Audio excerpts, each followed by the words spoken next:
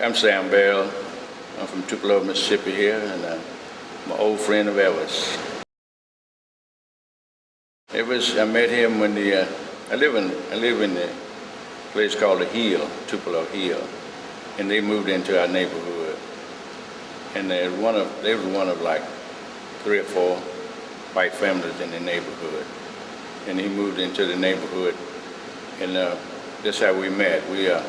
We already had our little neighborhood boys, but when he moved into the neighborhood, he stood out there in the backyard, watched us play for a while. Well, when he moved, let's back up. When he moved in, their property adjoined ours.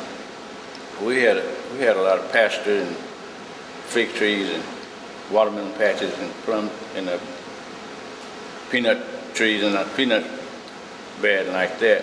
So his backyard ran to our backyard, and he used to stand out there. The first couple of days, he stood out there and watched us play, me and the neighborhood guys. And then we saw him standing out there. We went on and invited him to join us. And of course, his mother was kind of reluctant at first, and she was very protective of him. So she watched us for a while. It was just a little fence between the property to keep the animals in and out. And he was standing at that fence, and he watched it for a while. And we decided we'd go up and ask his mother, Gladys, could he come out and play with us? And she was kind of reluctant at first. She watched us play, and we was all clean, nothing bad.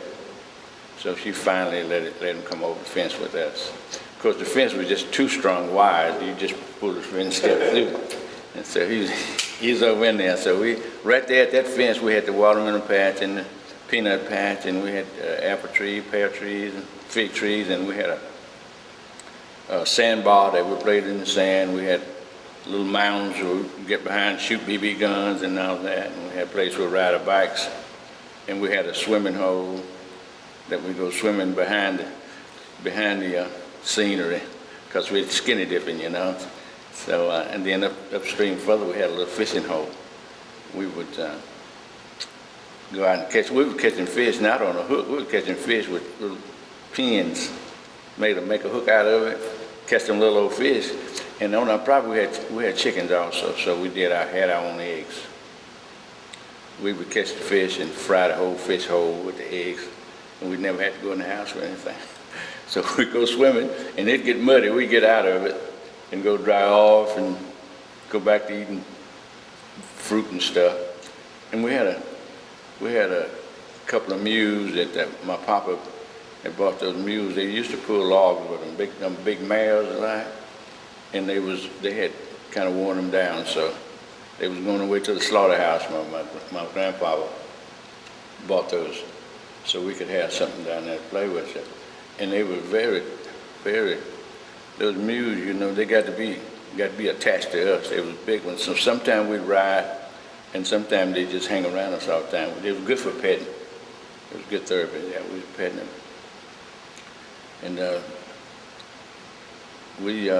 course, we had we call it a little old gang. It wasn't a gang. It was a bunch of boys. We had that Fat Albert type gang. So we had one of the friends lived right down the street from him. They had a piano. They the only one had a piano in that house.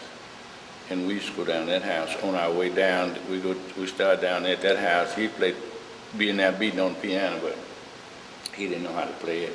But he was making noise. And the boy's, James, his name, the boy's sister, she was taking music. So she was trying to teach him everything in there, but he couldn't play the piano, Then we'd gone down. It was a store, down half block store down there that you get a penny. You can get a handful of candy for a penny. And we stop in there and get that penny candy. And then we'd gone down to the Lick Theater. And there we had our fun at that theater. It's still there on Broadway. And you only had a white section and a black section. And my brother when he was in high school, that's the work he had after school. He cleaned that theater. So the man that owned the theater, they got to be real close. But we thought we were sneaking in. He'd go on the white side, and I'd go on the black side. and the blacks would only sit upstairs, and they had a petition up there. The whites sat over there too, but the blacks had a section too, but they just had a petition. You could step over it. And we sneak in on the black side. He thought he was sneaking in on the white side. We all thought we were sneaking in, but he knew what we were doing. And then as soon as we get up there, he'd come on over and climb on over. And we sit in the aisle and watch all the movies and westerns and all that. And he'd look out through there with a projector coming out. He'd see us sitting down there. But we thought we was getting away with something, because we buy some 10-cent popcorn and we thought we had a fair. Thought when nobody looking, we duck on in. So one day he told us, he said, y'all, you know what, y'all thought y'all were really getting away with something. He said, but I knew what you were doing. He said, as long as you didn't occupy a seat, it was all right. So he let us stay there. We sit in the aisle and watch all those movies. Then we go down to the fairgrounds where he performed that time. But there they had a one-side stadium there and we'd play baseball out there. And the spectators would sit in the stadium. That was a stadium for the fair, really, when they have entertainment, the bull rides and all the horse riding and all that.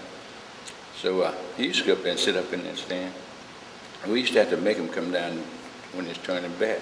Somewhere he'd sit up there and stare across there. But we thought he was kind of nuts. we all were fools, we all were nuts boys. And I noticed when I came back, I was gone when he came here, but he ended up playing there at that place. And it was kind of ironic that he used to sit there and stare across there. I guess he pictured himself doing it, I guess. And then we come out of there, then there was a cockerel banana. It's still there. It's still here, but it's in a different location. We used to get a dime, and we'd get 2 or 3 bags of it.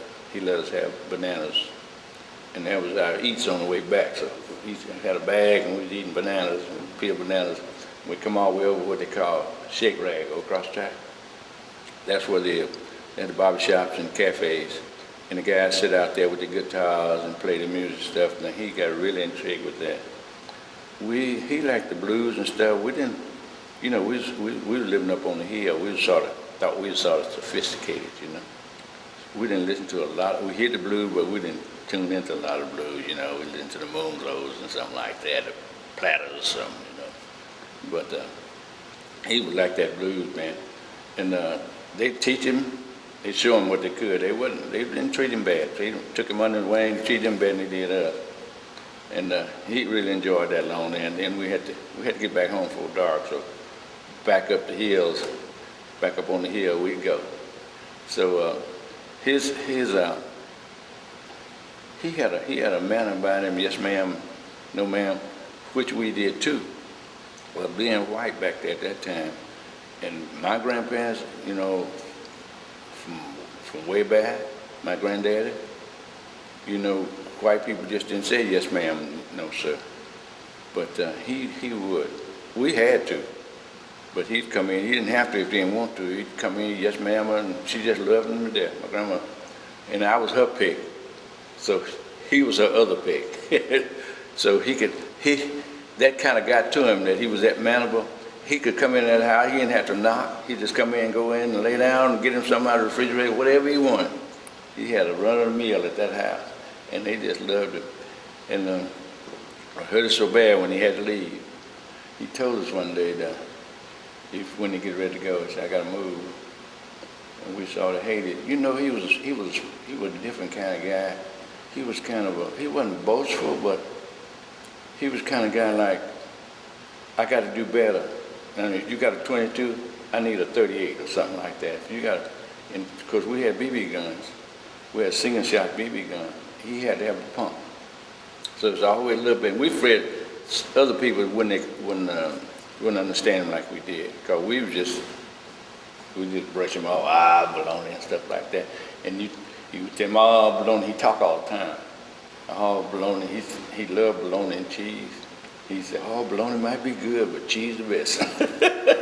So at this house there, we had a little tree house. And it wasn't a covered tree house, it was just a platform type. And we kept all our stuff up there. And he had a broom that he played with the broom with his mouth, That's where he kept his broom. And his mother would fix us some Kool-Aid and some cheese sandwiches and banana sandwiches and stuff. and put them up in that, on that tree. And so we could almost jump up there and get it. We just make a couple steps and we got it. And so we get up in there and sit there and we drink that Kool-Aid. She could make some of the best Kool-Aid.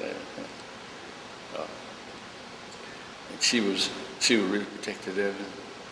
She kept an eye on him a lot, but she felt real comfortable around us. We didn't do anything bad, you know, this little knothole game we call ourselves.